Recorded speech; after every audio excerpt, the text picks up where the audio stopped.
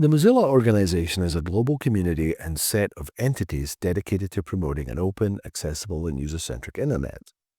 It's best known for creating the Firefox web browser, but its mission and activities extend far beyond that. Mozilla operates through two main arms: the Mozilla Foundation, a not-for-profit focused on advocacy and education, and the Mozilla Corporation, a taxable subsidiary that develops software like Firefox and generates revenue. Together, the stated aim is to keep the internet a public resource, guided by principles laid out in the Mozilla Manifesto. Think privacy, openness, and user empowerment. Mozilla's privacy reputation dates back to its origins. Born from the ashes of Netscape Navigator in 1998 as an open-source project, Mozilla positioned Firefox, launched in 2004, as a user-empowering alternative to Internet Explorer and later to Chrome. Its not-for-profit backing via the Mozilla Foundation won it a loyal base, especially among tech-savvy, privacy-conscious users. Features like tracking protection and support for robust ad blockers reinforced this image. Yet, Mozilla's history isn't spotless. In 2014, it faced criticism for a default Yahoo search deal that raised privacy eyebrows, which was later reversed. In 2024, the privacy-preserving attribution (PPA) feature enabled by default in Firefox 128 drew a European GDPR complaint for tracking ad interactions without explicit consent. Kind of ironic for a privacy-preserving tool. The 2025 Terms of Use controversy echoed these moments, suggesting a pattern. Mozilla's push for financial viability, for example through ads or partnerships, sometimes collides with its privacy promise. The Mozilla Firefox Terms of Use controversy that recently erupted centers around the introduction of a new TOU and an updated privacy notice for the Firefox browser announced by Mozilla on February 26, 2025. This marked the first time Mozilla implemented a formal TOU for Firefox, shifting from its historical reliance on an open-source license and public privacy commitments. The move sparked significant backlash from users and privacy advocates due to perceived ambiguities in the language, raising concerns about data collection, potential monetization, and a departure from Mozilla's long-standing privacy-first ethos. The controversy stems from a specific clause in the original Terms of Use. Quote, "When you upload or input information through Firefox, you hereby grant as a non-exclusive, royalty-free worldwide license to use that information to help you navigate, experience, and interact with online content as you indicate with your use of Firefox." Unquote. Many tech commenters and users interpreted this as overly broad, potentially granting Mozilla unrestricted rights to any user data entered into the browser. Think passwords, browser history, or ordered files for purposes beyond basic functionality. This vagueness fueled speculation that Mozilla might be pivoting towards data harvesting for AI training or advertising, especially given the company's recent exploration of AI features and ad-supported revenue streams. Mozilla quickly responded to the uproar, clarifying on February 28th that the clause was meant to enable basic browser operations and didn't imply ownership or broader use beyond what's outlined in the privacy notice. By March 1st, they revised the Terms of Use to state, quote, "You give Mozilla the rights necessary to operate Firefox.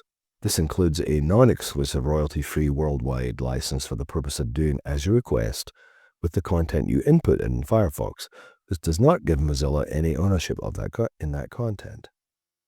However, many, including myself, felt the initial wording of Mozilla's reactive clarification rather than proactive transparency undermined trust, especially since legal terms carry more weight than the blog post assurances.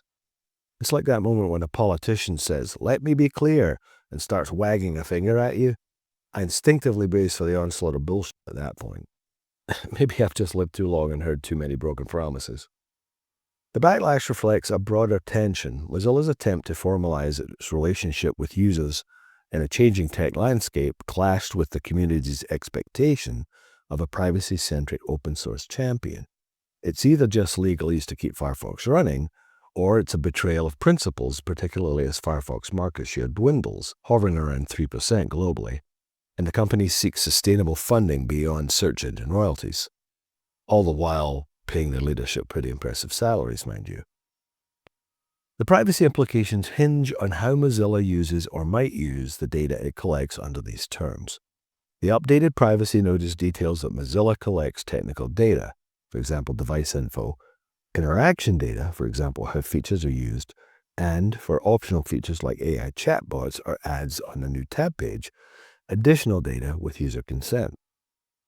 Mozilla insists it anonymizes or aggregates shared data and uses privacy-preserving tech like OHTTP, avoiding the overt data selling seen in competition like Google Chrome.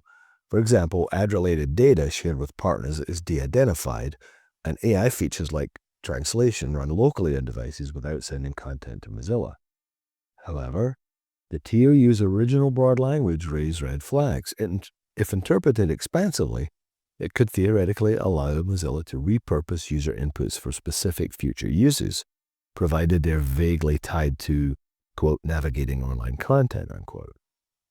The lack of a clear opt-out mechanism for all data collection, beyond specific features, further stoked concerns, especially in regions with weaker privacy laws where governments or third parties might pressure Mozilla for access. Another wrinkle is Mozilla's evolving stance on quote-unquote selling data. Historically, Mozilla proudly stated it doesn't sell you personal data.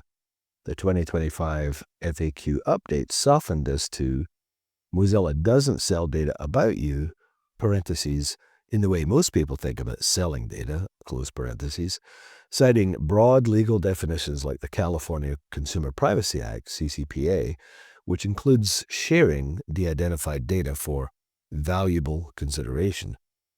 This shift alarmed users who saw it as a step towards Chrome-like ad practices, even if Mozilla's execution remains less invasive.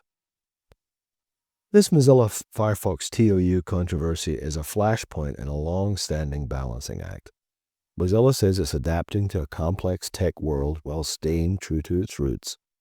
But the initial ambiguity and subsequent damage control suggest a communication failure or, worse, a creeping shift in priorities.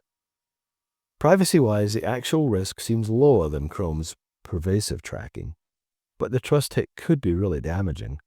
Historically, Mozilla's strength has been in its community.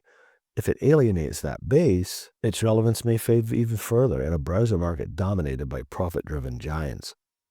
I myself had just recently gone back to Firefox as my main browser. I had used it for years and then switched to Brave for a year or so. Now I'm back to Brave again. Yep. All right. Hope that was interesting or informative, and we'll catch you next time. Bye.